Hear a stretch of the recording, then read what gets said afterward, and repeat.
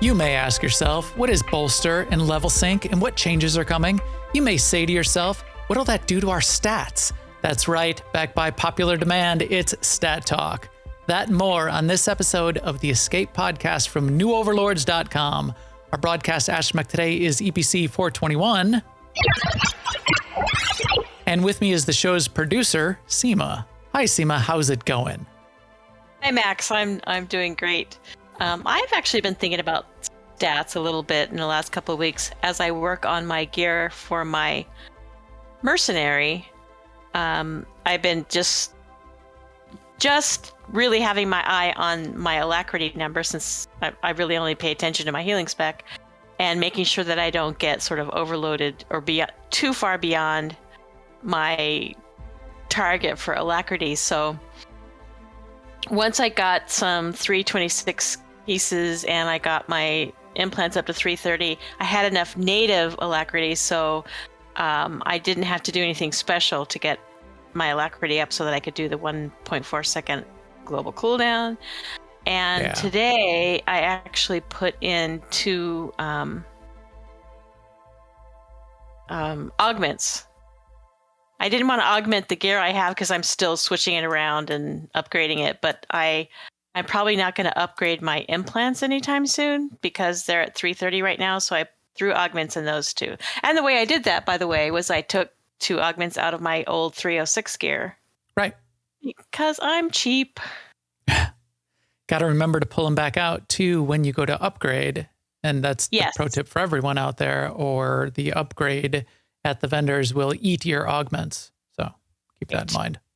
And once you put the kit in, you'll never get that back. But that's a much less, it's a smaller expense. So anyway, yes, stats. So I have been working on doing that, but that doesn't take too much time. It's just like at the end of the day, when I know I've got enough aquatic resource matrices to do an upgrade, then I go to the fleet and do that. But I have been doing other things too, my normal stuff, Conquest, keeping sort of half an eye on Galactic Seasons. I feel like Galactic Seasons, I know I've said this before, but it's going really great.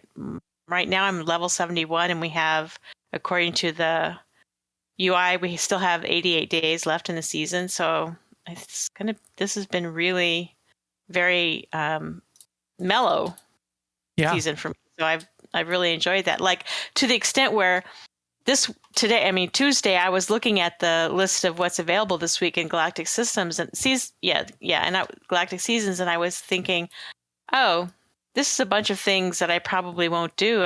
I probably won't get 5 or 6 or 7 points this week, and it's fine. Right, doesn't really matter. So that's kind of awesome.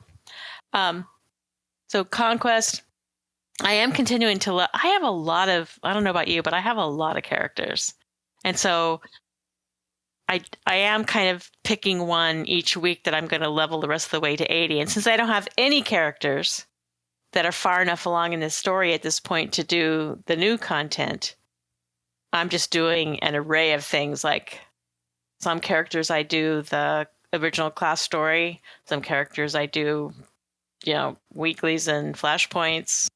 Some characters I do, whatever. So yeah, I do want to. I have never done the new story on the pub side, and this is why. Well, there's just a lot to spread around all the rest of your characters, and it's a long road to get those characters up to the Manon, the Legacy of the Sith story. Starting, and my closest one is my trooper, and I got her to level 80 right before she would have had to do Spirit of Vengeance. That's where she is right now, and so right now, I would have to go do Spirit of Vengeance and everything after it for no reason. Right. And I have low motivation, basically. Right. I agree. So I did watch. Thank God for YouTube. I did watch the pub side story on YouTube. Back in the beginning of when I realized how far away I was from ever playing the content. So there's that. But Yeah, what else have I been doing? Oh, yeah, I've been slowly, actually not so slowly. I finally did get to Dark 5. Oh, What I right. what I didn't really realize, and I didn't really realize that there is a difference between a Force user can change their primary alignment, their alignment on their primary. They can just change their primary combat style and then change just like so. I mean, I didn't realize it was two different things with potentially two different requirements. So I was leveling to Dark 5 on my operative because I thought it was you could just get to any character to Dark 5, which doesn't seem to be the case. It seems to be the case for if you want to select your second combat style using the opposite faction affiliation, but not if you want to change your primary. If you want to change your primary, it seems like we're going to have to get our Dark 5 on that character. At least that's what it seems like. Right. That's our hypothesis right now, and I'm in the middle of changing a Sage to Dark 5. In fact, I got almost all the way to 0 back to gray just in one day, running diplomacy missions over and over and over again. In fact, if we didn't have Ops Night, I would already be at like Dark 1 or something. Yeah. You definitely need the achievement if you want to roll a character and choose the opposite, the opposite faction as your base class when you roll. If you want a Sage to have a Sork class style, you do need the achievement to do that when you roll a brand new character. We know that. What we seem to be learning, though, is having that achievement is not enough to be able to change your base class style. There are situations, though, where we can already see that I can change my base class style. On my Sork, I could change my base class style right now to Sage because my Sork is Light 5. So now we'll finally confirm as soon as I get this Sage to Dark 5, as soon as I hit Dark 5, if the option comes up when I go into the change your training in the Force. If I get the option to change to Sork, which is what I want to do with that Sage, then we'll have it confirmed. Then the hypothesis will be proven, and we can, make that statement and clarify it out to the world in the billboards, and we'll write it in the sky with airplane skywriters. We'll just let you know on the podcast. And I think you'll be able to change your primary to, anything, any Force user. Now that I don't think so. I thought I think you can only change it to the mirror, so we'll find out. We'll confirm that too. Yeah. So yeah, anything else? No. What's been up with you, Max? Let me tell you what's been up with me. I've been continuing to work on this new studio. If anybody was watching, or if you rewind in the Twitch stream, you'll see that I was lost. I did something.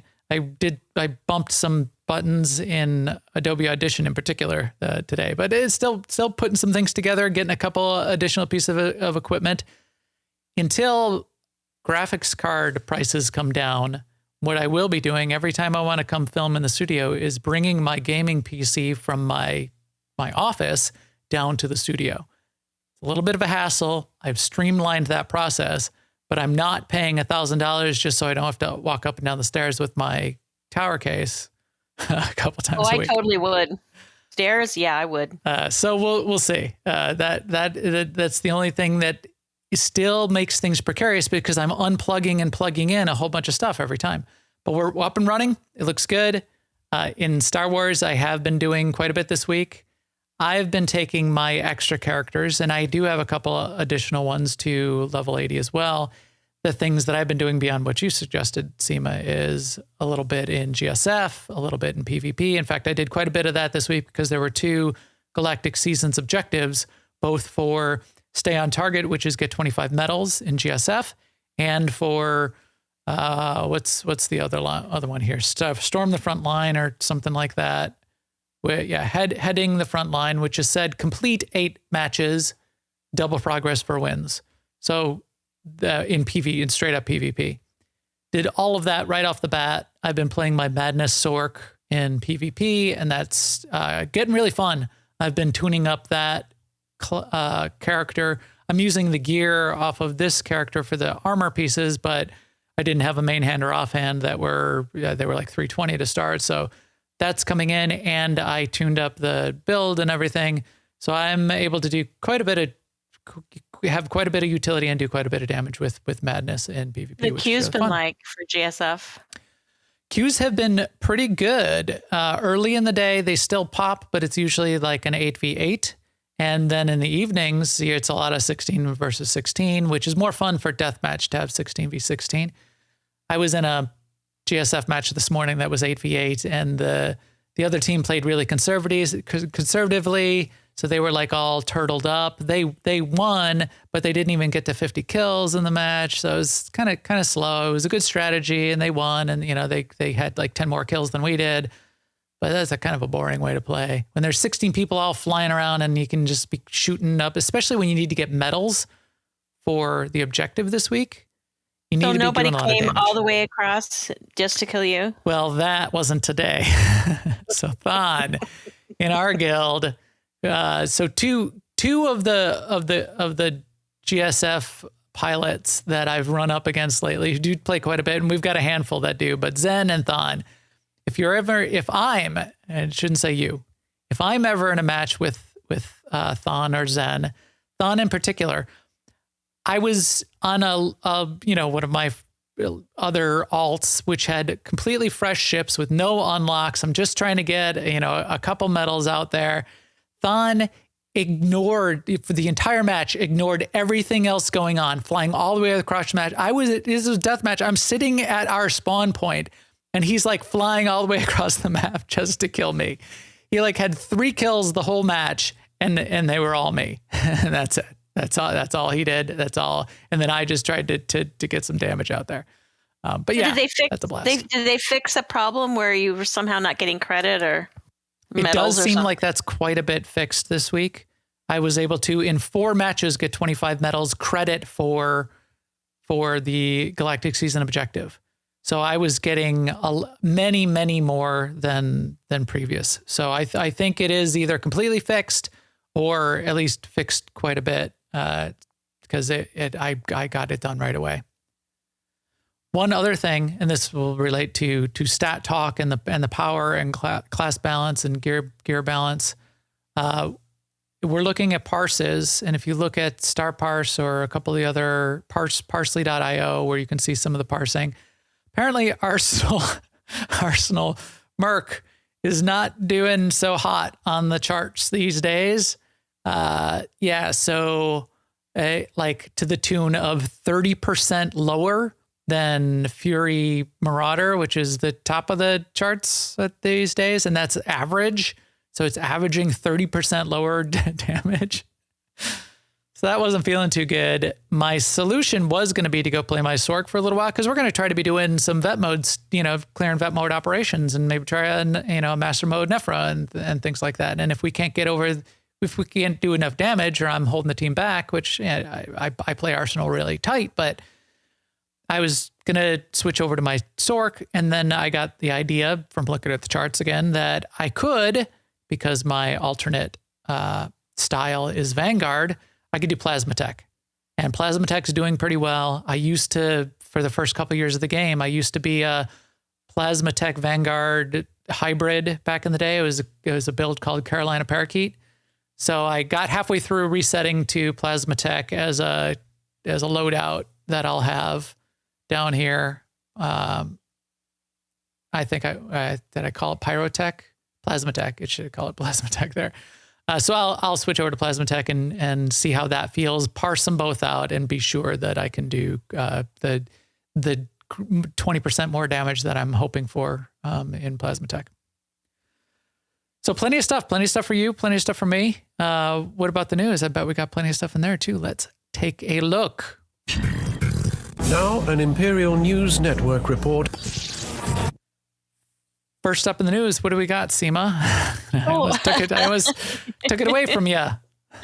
Yeah, well, because normally you go first in the news. So I do normally. Feels upside down. Surprise. So first thing is, we got a post that was basically publishing what the Galactic Seasons objectives are going to be in April. So I know you had some takes on which ones were the most interesting targets. Yes. And in fact, I've got a something for us to see as far as that goes. Let me flip over to that. Where are we? There we go. A lot of it is. Yeah. Here we go. I circled a couple things. That because what I wanted to highlight here is the extra twist things. We mentioned this in the last couple of weeks. I like how they do this in the Galactic Seasons. I like how they've invented these new little mini games or mini challenges that didn't exist before. It's still kind of existing content, but Syndicate Infighting. So that's coming up. That's here this week. So that's where you got to either you put on the disguise and either kill the guys or click the terminals. I did it on Quesh last time this came around, and it was terrible. So don't do Quesh. And I think I was on the Imperial side in particular. Maybe on the Republic side, it would be much easier. There was just no mobs to kill. I had nothing to kill for credit. So I had to click on 40 consoles or whatever it was, and that was boring. What did people say? What did Medulla and a couple other people say? It was There's like places Alderaan? on, Nar Shaddaa. Nar Shaddaa? I think I did it on Tatooine. Okay. So there's definitely a place in Coruscant too. So there probably is on Dromund. Cool. So find one of those kind of good places because you want to click consoles while you're killing mobs too. Liabilities of Balmorra. This one you can solo. It's only an 8-point objective, but there's 4 named mobs that are sort of spread around on Balmorra. And you can solo them, but there's usually people hanging around too, waiting to kill them. That's kind of fun to hunt these characters that have been in the game for a while. It's kind of a little bounty hunt. Next week, what do we got? Oh, next week, Utilizing the Shadow, where you can have Fenzil as your active companion. Remember the trick here is if you have the companion summoned before, and you're in an ops group and everyone else has gone into the operation, and you have the companion summoned, then you summon the companion and then you walk into the operation. The operation counts you having the companion out for every kill that you have in that operation then moving forward. Same thing for joining a bigger group to go like do Rampage or something. Still, it's not that many kills that you have to make, but it's a little cheat there.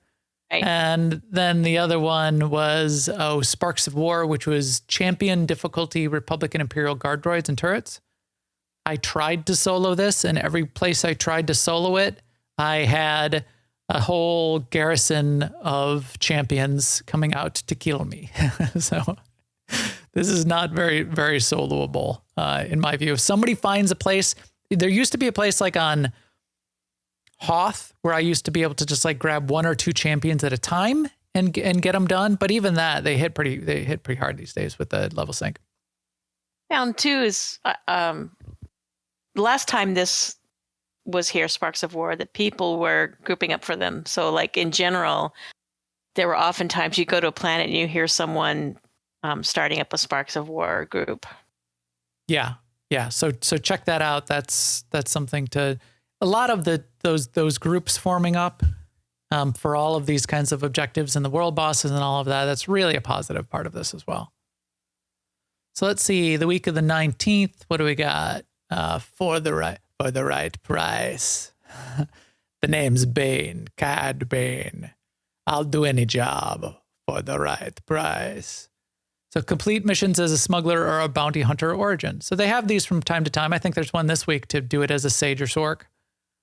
So you can do for the right price on the week of the 10th. This will do nicely, which is using the barrels and stuff to blow up mobs.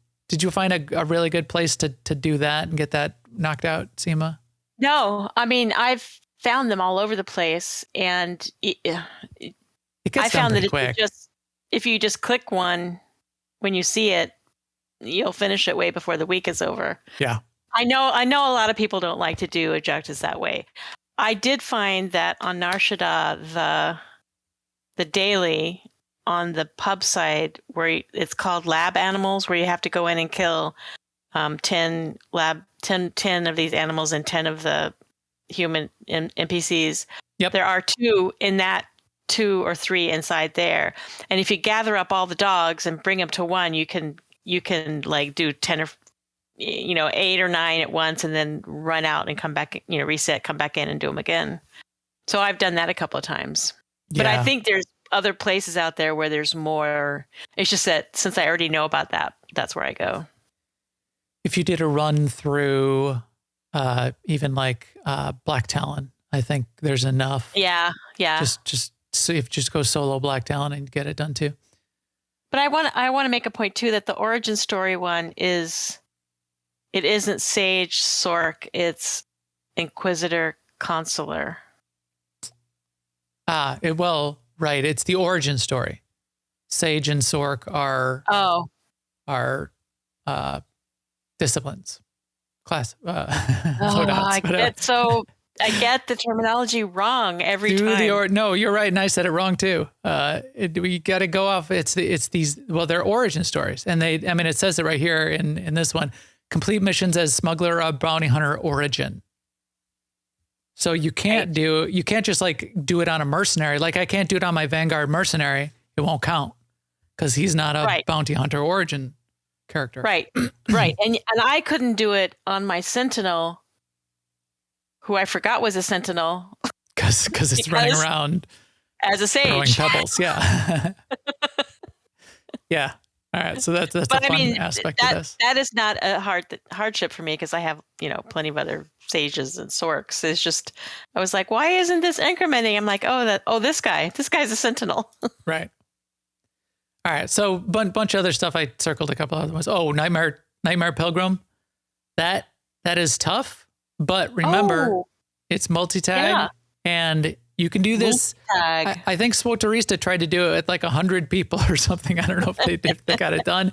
We tried to do it with 16 people in about 324 gear on average. We had tanks and healers and nobody died, but we didn't have enough DPS even to beat the Enrage.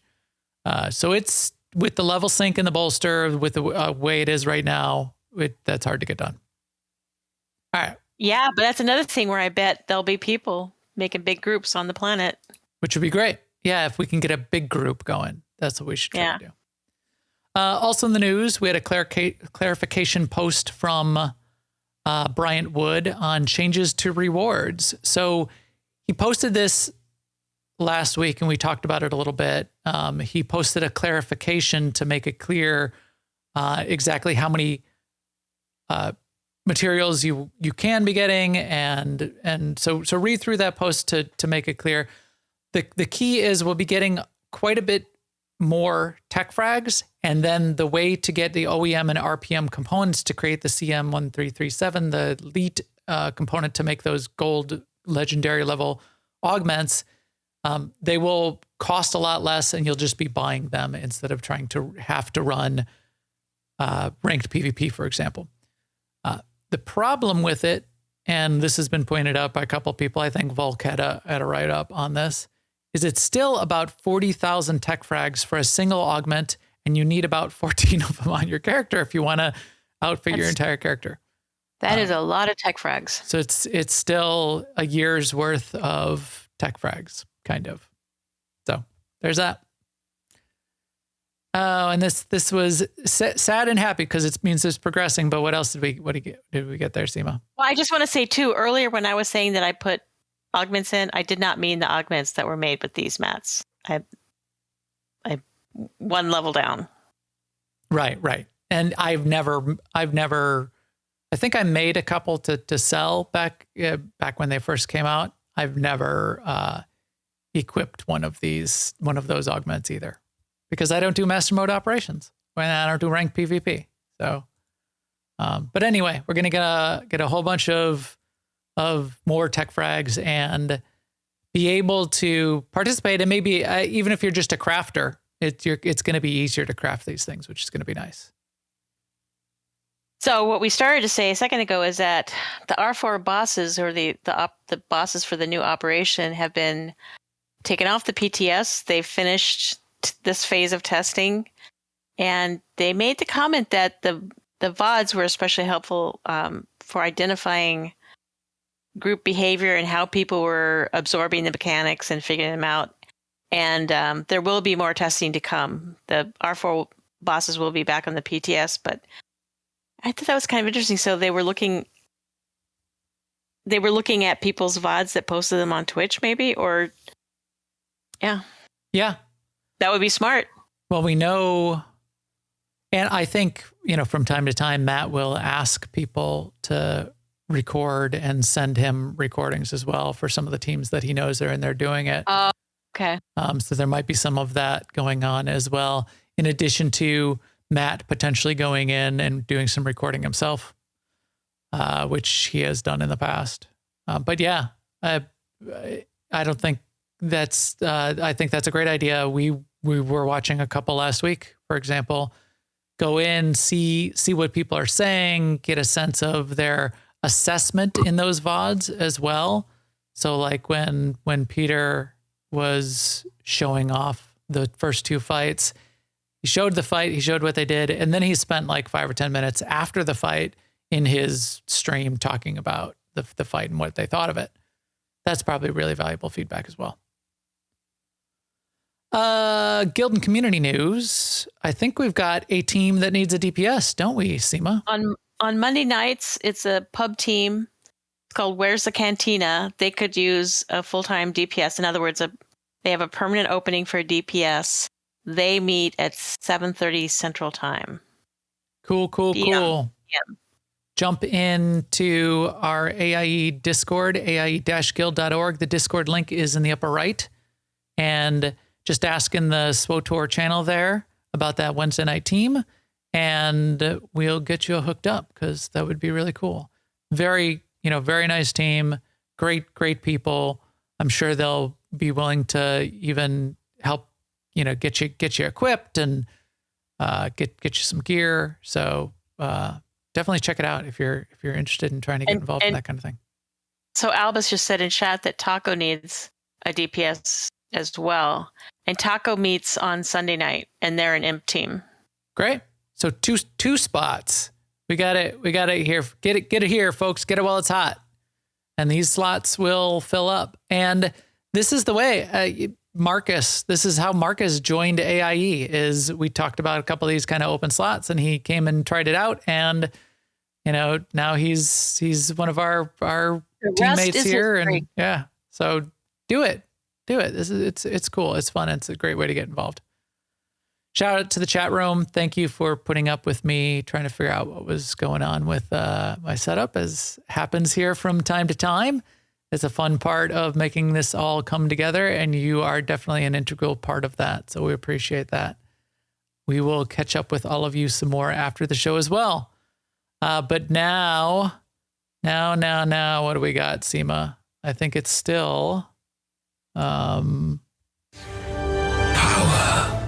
will be yours if you are willing to burn. I had to bring this meme back that I made. See, I'm telling you, Doggo is willing to burn. That's not what it means. It doesn't mean you're supposed to set yourself on fire. It means you're supposed to be able to take the risk of fire. It means you need to burn down the system, man, because I'm not part of your system. That's what Malgus is saying. You Jedi and your system, I threw it on the ground. That's Malgus's. Yes. Malgus's deal. So yeah. What do we want to talk about this week? We want to talk about stat talk. The key reason we're talking about this is there was a long post, and this is sort of what we're going to break down, from Chris Schmidt, which went into quite a bit of detail about bolster versus level sync. And these have kind of been thrown around in the past, but it worked quite a bit differently prior to 7.0 and has been revved, and a ton of work has been put into it, and still is getting tuned up because there's still some bugs associated with it, because it was a big change under the scenes, under the covers, behind the scenes, to make all of this work.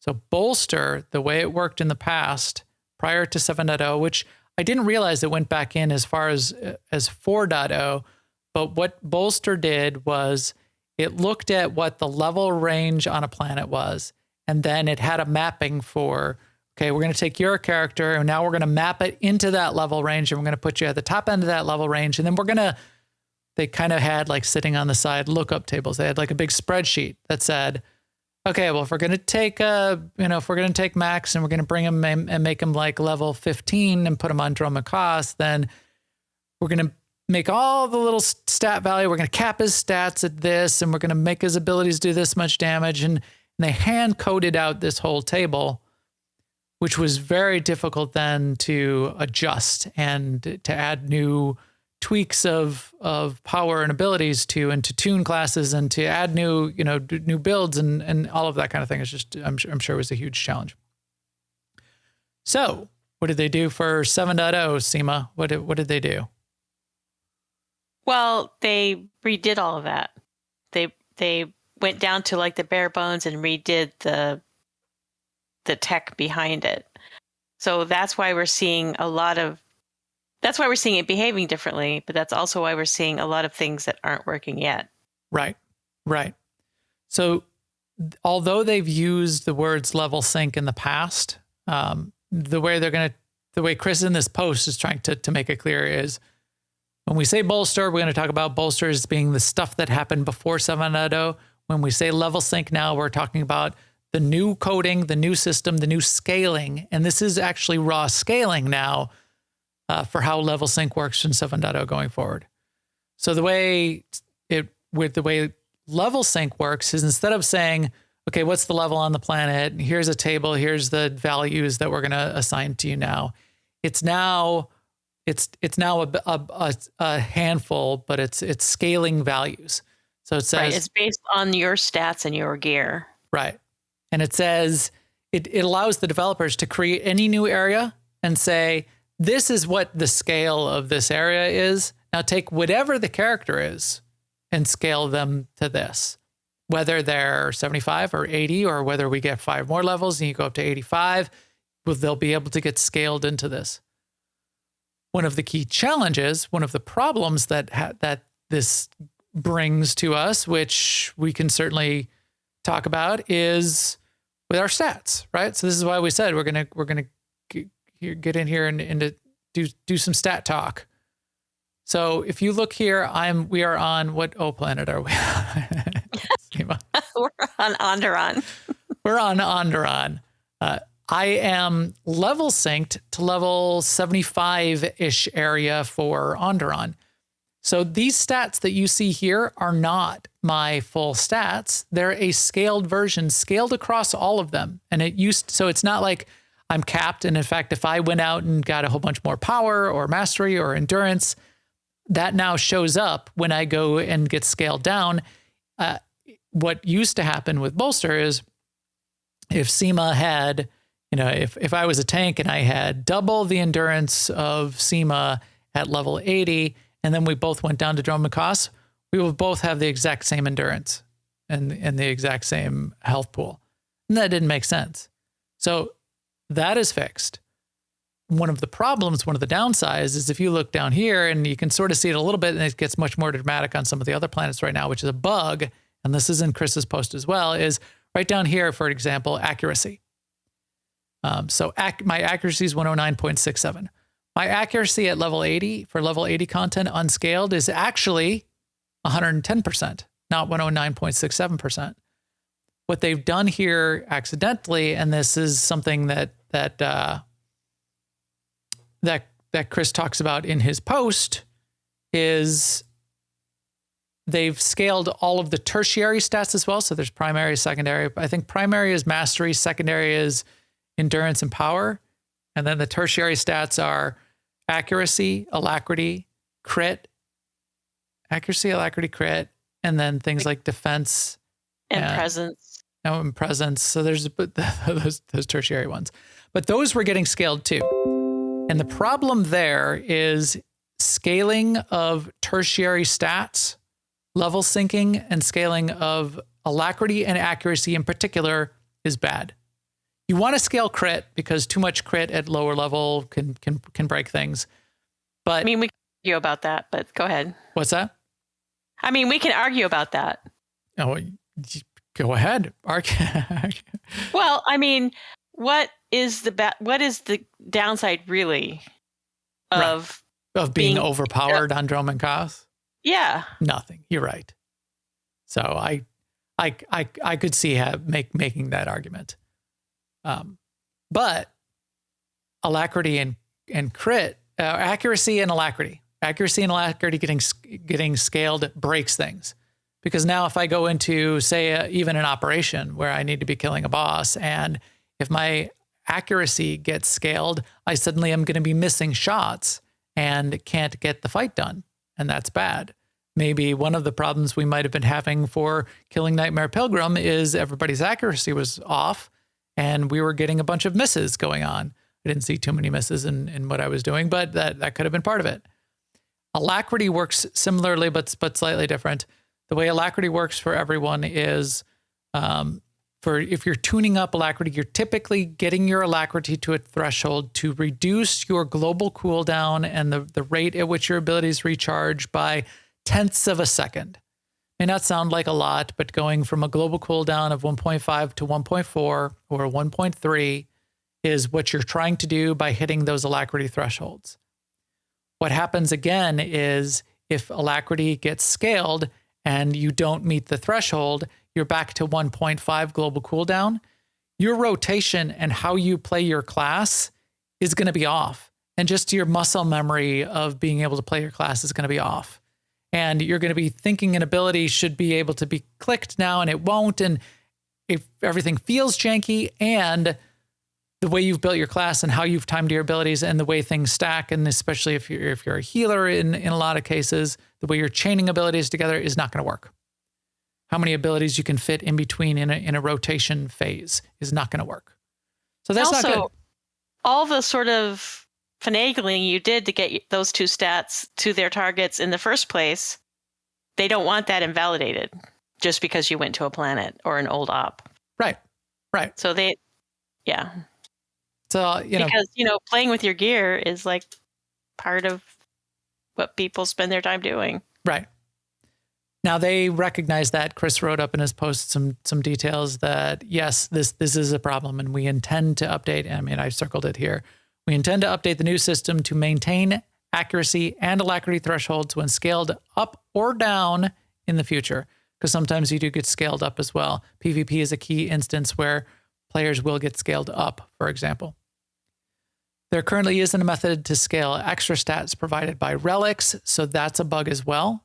So what happens with relics is you're either getting a stat bonus on proc, which means randomly as you play, if the random number comes up, the relic might give you an extra 1,000 crit. That's not happening right now. The other kind of relic is a click relic, where you can have it on your bar and you can click it when you want to have it and give yourself that alacrity boost or a crit boost. Those aren't working at all right now. That's confirmed here, and those need to be fixed as well. And then finally, there's a similar issue in behavior with the scaling of augments and color crystals. So bugs, they are fixing this. They recognize it. It's on the table. It's going to be fixed in one of the, probably in 7.0.2 from what it sounds like. I don't know. Did he confirm that in this post? I don't think so. So I don't, yeah. But that'll be tuned up. And then in the second half of the post, he did talk a little bit about how this works in PvP in particular. There is a ceiling. So the way things work in PvP is there's a ceiling of 326. So if you're above 326, you get level synced down and scaled down. If you're below 326, you'll get a little bit of a boost.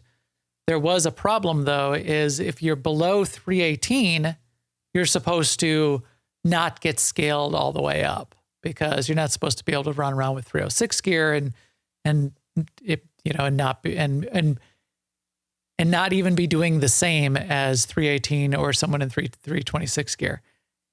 What was actually happening with the 306 gear is people in 306 gear were doing better, and their stats were better because of the level scaling, the level sync ratios, better than wearing 320 or 326 gear.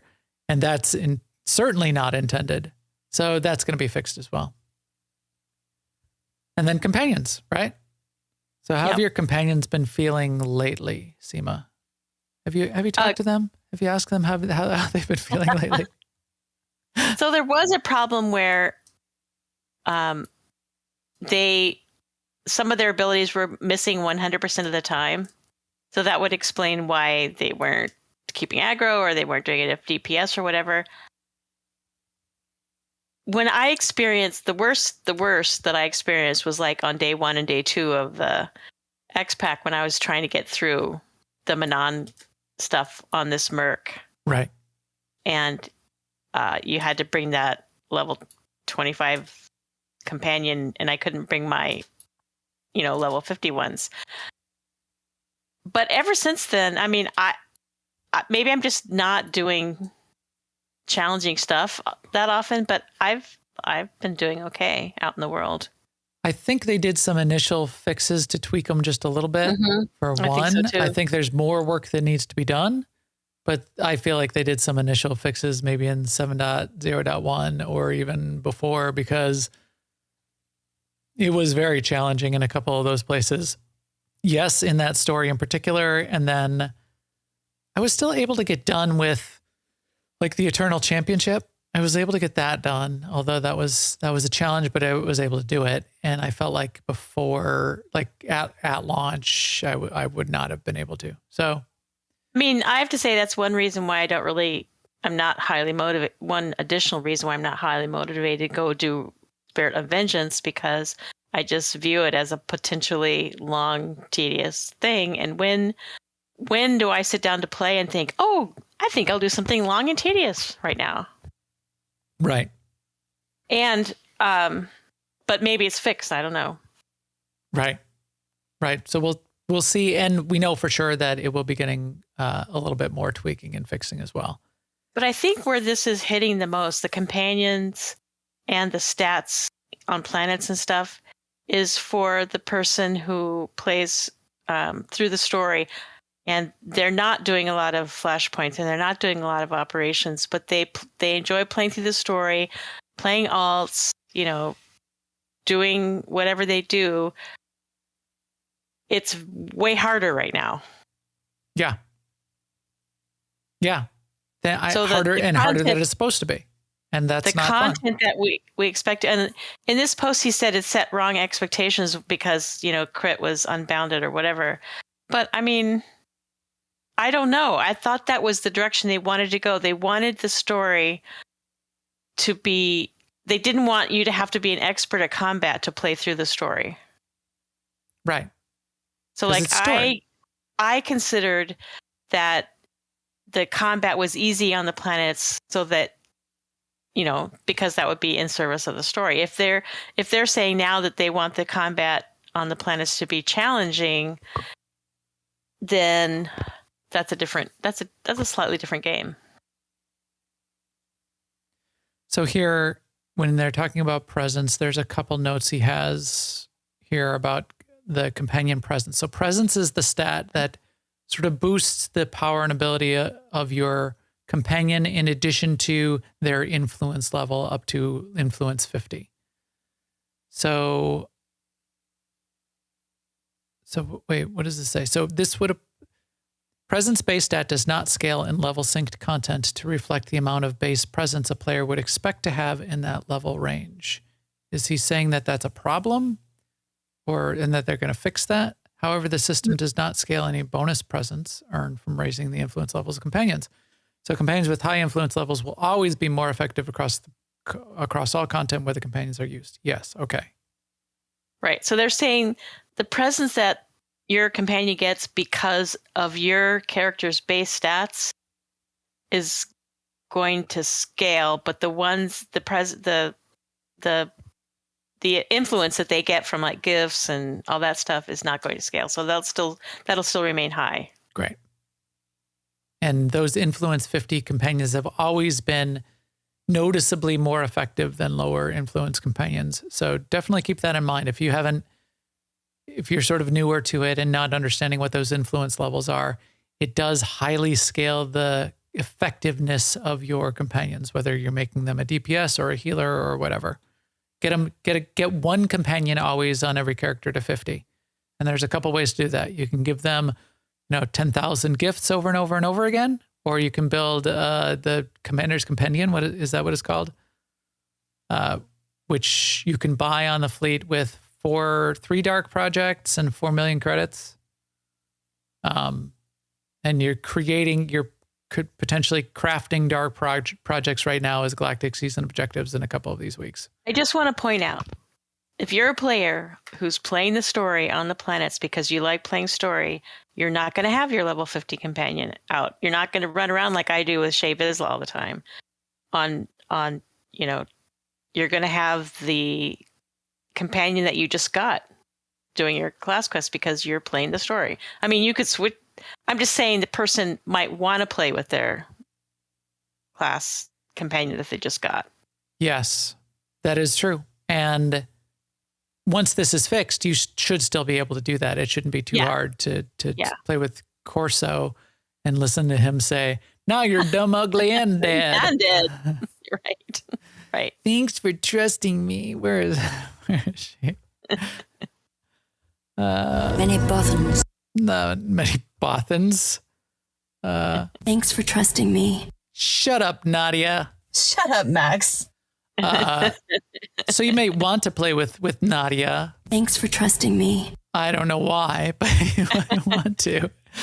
But one other thing you got to remember is in some of the chapter content, like in Knights of the Fallen Empire, Knights of the Eternal Throne, or like what we just saw in the Manon chapter, you might have no choice. There might be a companion that you must use in that content. So be ready for that. They've tried to scale those companions up, but they shouldn't be level 1 anymore for any of those. But I don't know for sure that they fixed it in all the places.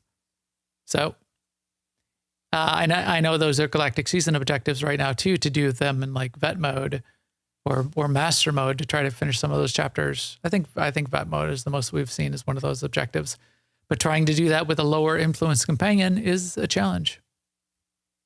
Galactic Seasons level, Max. What did I say? I don't know. Did you say it? Galactic Seasons level? I don't know Yeah. what I said. I don't listen to the words coming out of my own mouth. What are you talking about? And then to wrap it up, he said, StatCern from Datacrons. No, I'm asking. Oh. What is it? What is my level? Yeah. Oh, what did I make it up to? Yeah. I am like 85, I think. I just had it up here on the screen. I 89, I think. I only have 2 monitors, so I don't have everything up all the time. 86. Gotcha. 86. Oh, and when I was looking at this earlier, I meant to give you another pro tip out there. If this is your second round of Galactic Seasons and you didn't spend all of your Galactic Season tokens in Season 1, there's a cap of 15 on Galactic Seasons. Do not exceed the cap and lose out on your season tokens. So for example, and you get, I think you get 15 in a season.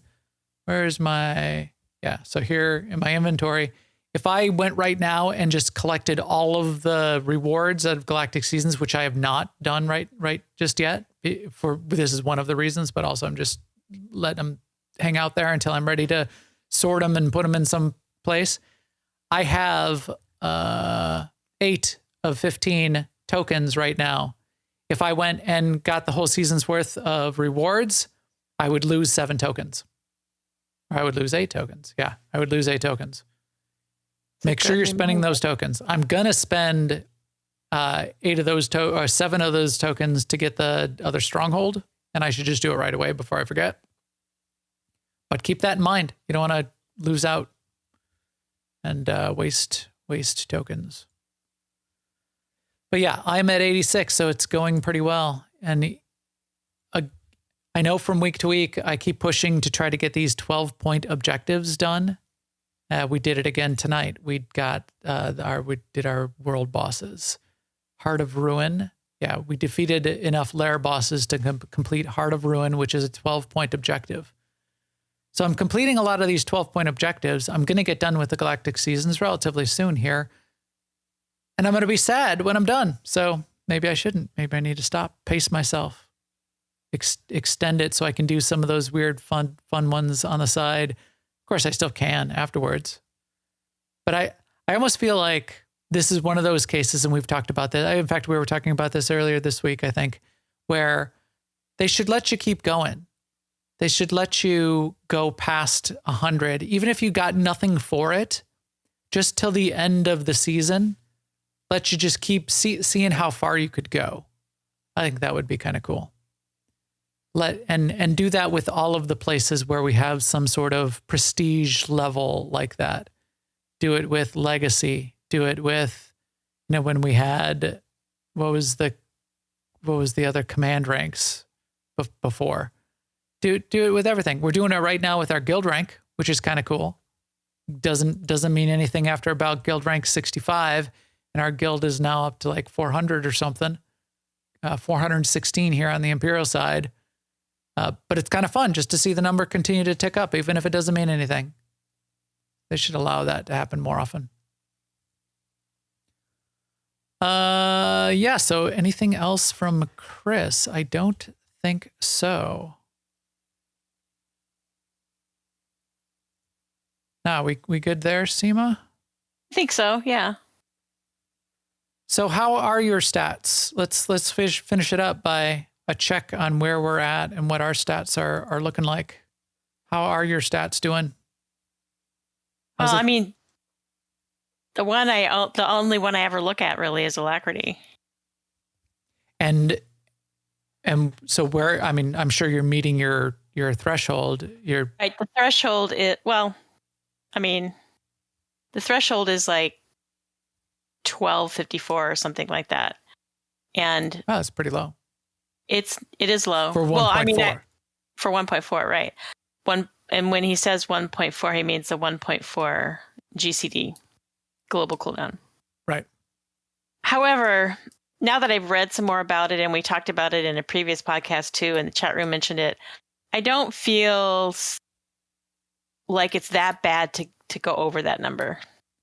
So I'm not super focused on making sure I don't go over it. And I'm still continuing to try to track that concept in particular. So we talked about this, maybe it was both in the podcast and maybe afterwards, and a couple people had some comments in the chat room. The way we've thought about accuracy or alacrity up to this point was you don't get that 0.1 seconds off until you meet the threshold. So you say you're only 5 points under the threshold of 1,200 points or whatever Seema just said that she needed. You don't get 0.07 seconds off. You get nothing. You're still at 1.5 until you meet that threshold, and then you get to 1.4. However, more accuracy, more alacrity can still impact, say, the rate at which a dot ticks, or even if it's not just the global cooldown rate. Right. Your activation time can still continue to reduce. There's also that there's debate, and this is what I'm trying to get scientific clarification on. If I have any sort of like a few milliseconds of lag, or maybe more because I'm playing from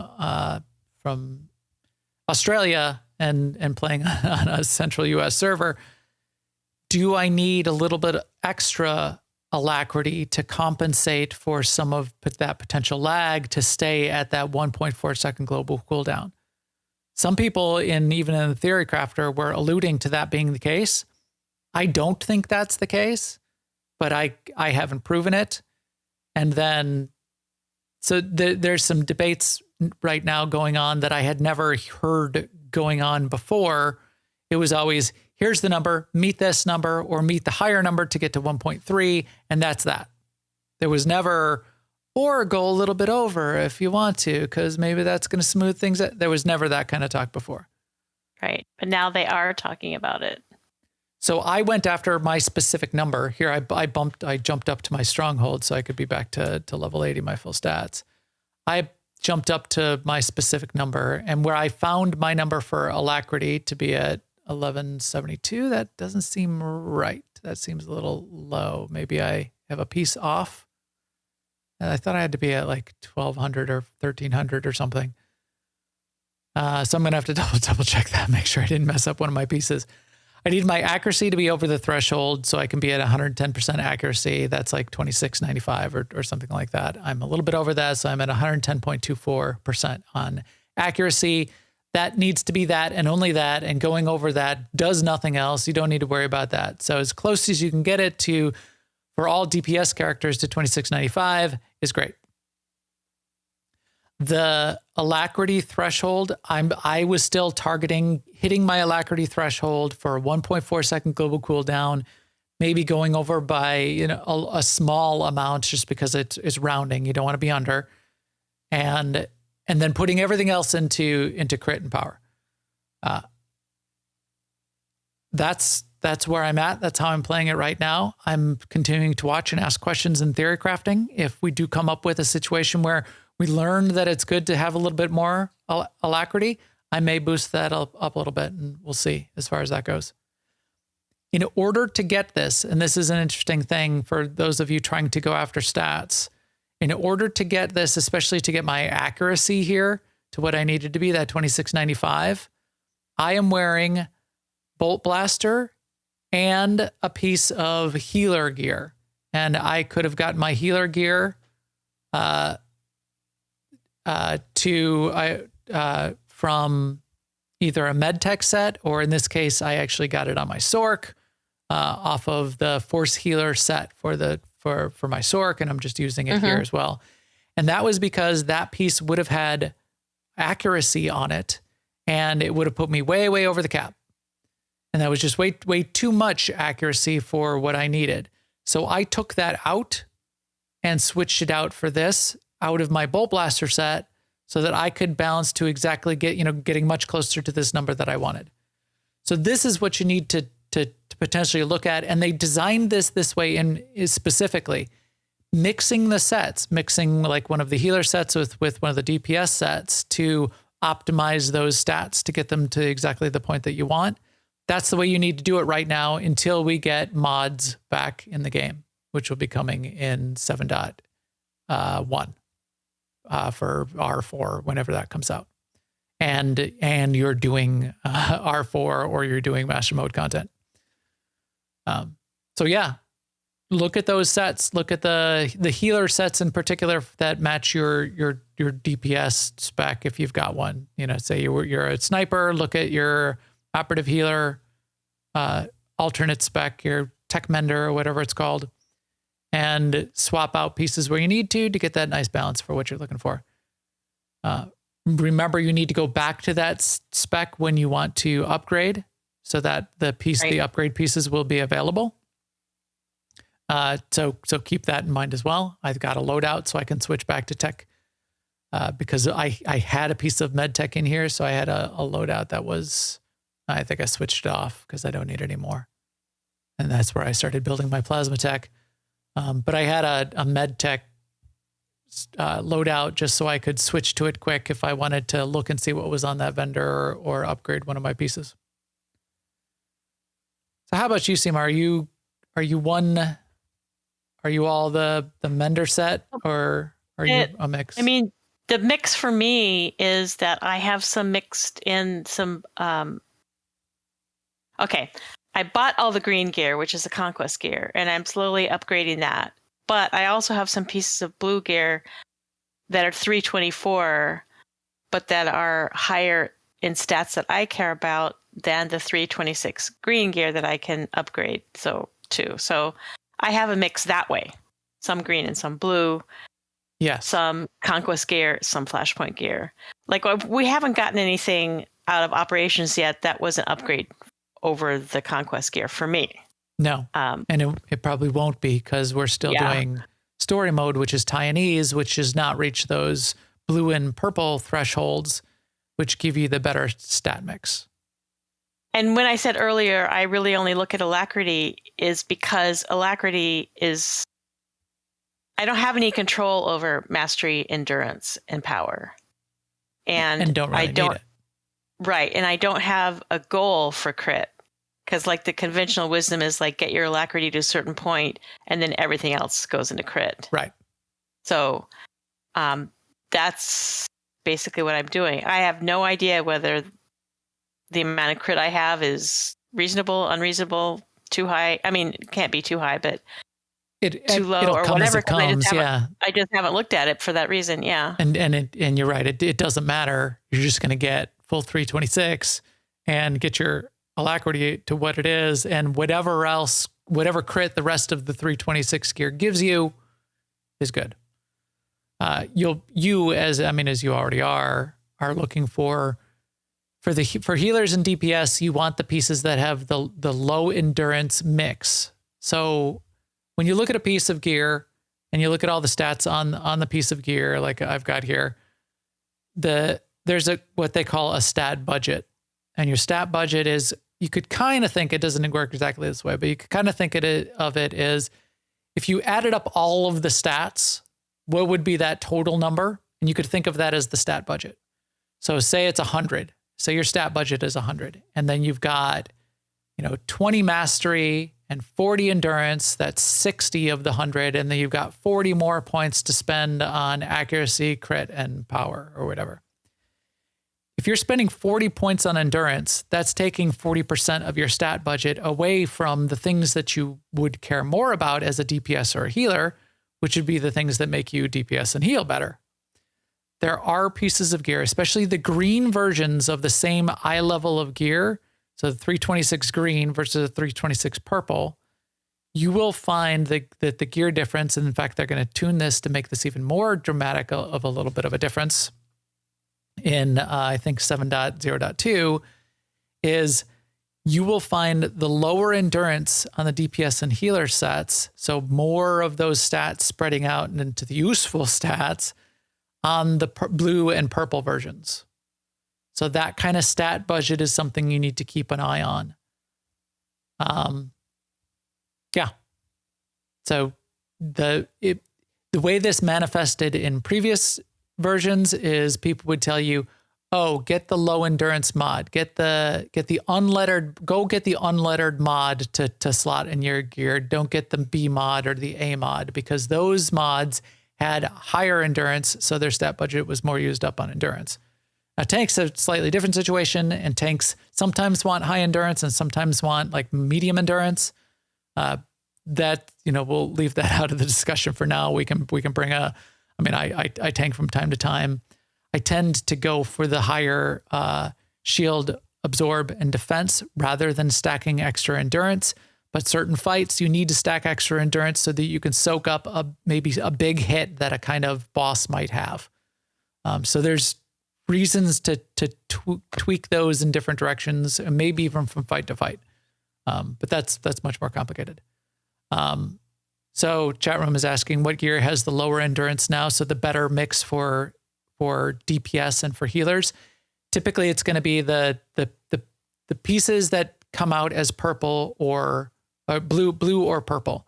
So a noble Decurion gear that you get just from purchasing from conquest points, upgrading all the way to 326, will be green level gear.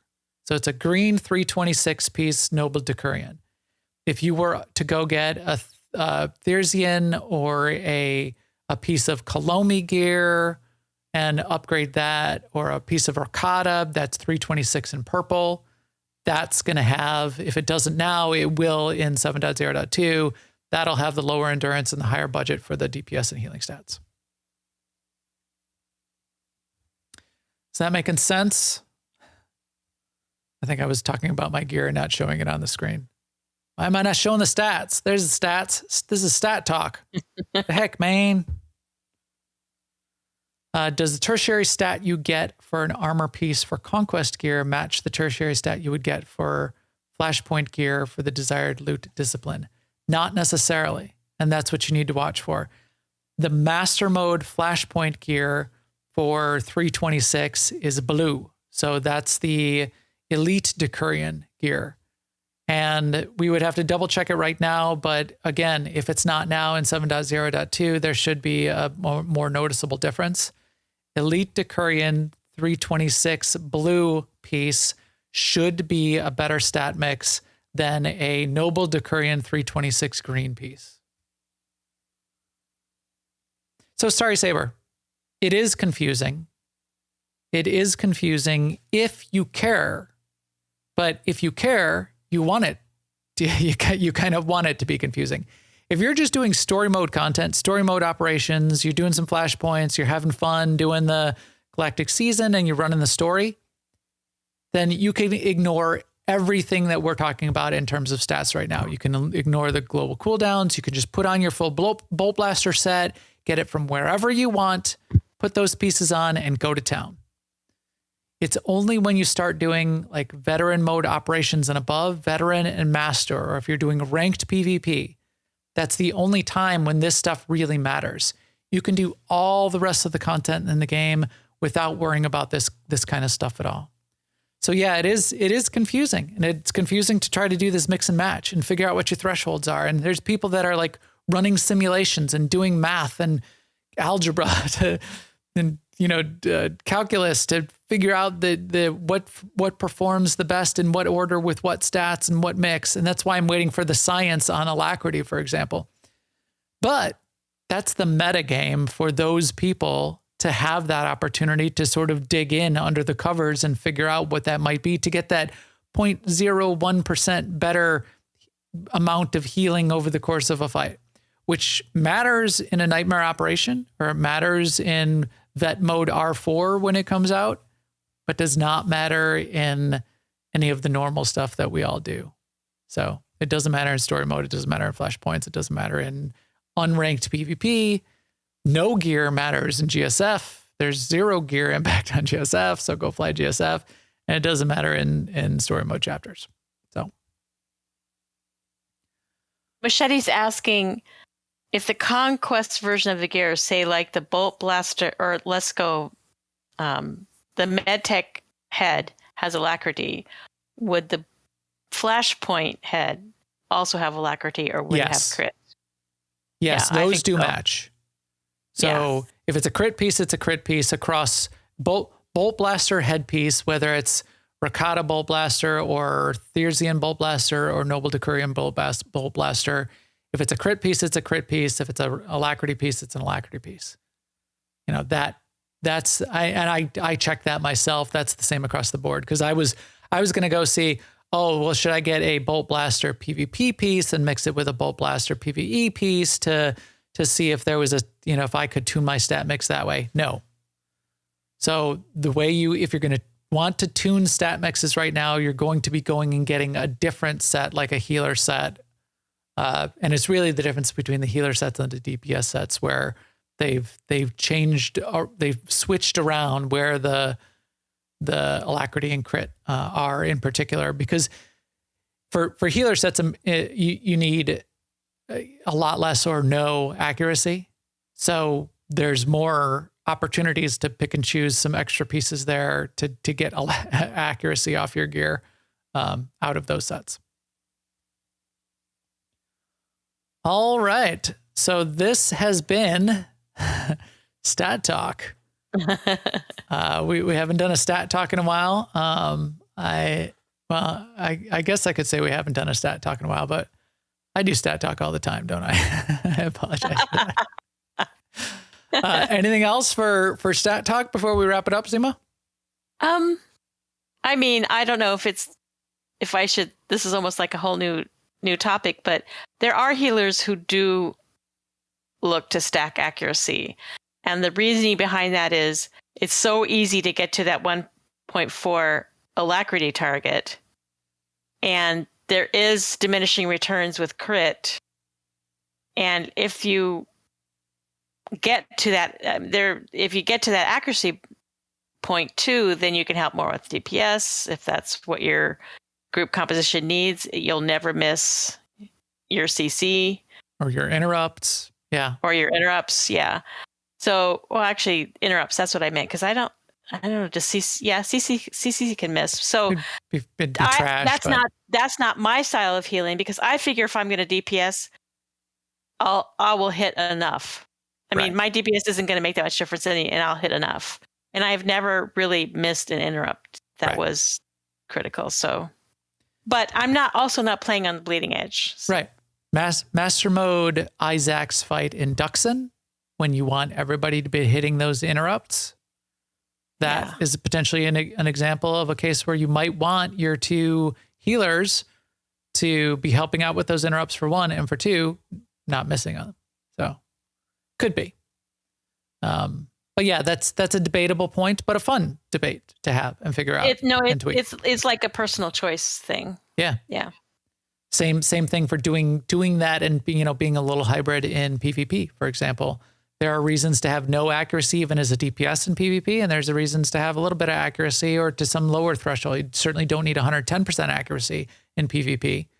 But some people do want themselves to have a little bit of accuracy. I don't remember the science behind that one though, so you have to look that up. It might be like to exceed, like some classes have like a built-in defensive cooldowns, or if they're a tank spec or a skank tank of some kind, that might be the places it comes into play. Just to guess, not knowledge. Just to be clear. All right. So that is our guesses for you, and we are happy to keep you guessing. And we will keep you guessing until next week. But for now, I think we could take our EPC 421 droid and kick him out an airlock to broadcast this episode to all of you. To keep from missing out, subscribe to New Overlords on YouTube and iTunes. You can find all the links and more of what's next on newoverlords.com. Follow me on Twitter @MaxTheGray, and I'll keep you up to date if you would like as well. For Alea Yachtest Guild information on Starforge and in all the games that we play, check out aie-guild.org, and the Discord link will be there in the upper right. Jump in there in our Discord in the SWTOR channel, and we would be happy to get you a guild invite. And we will talk to you soon. Later, everyone.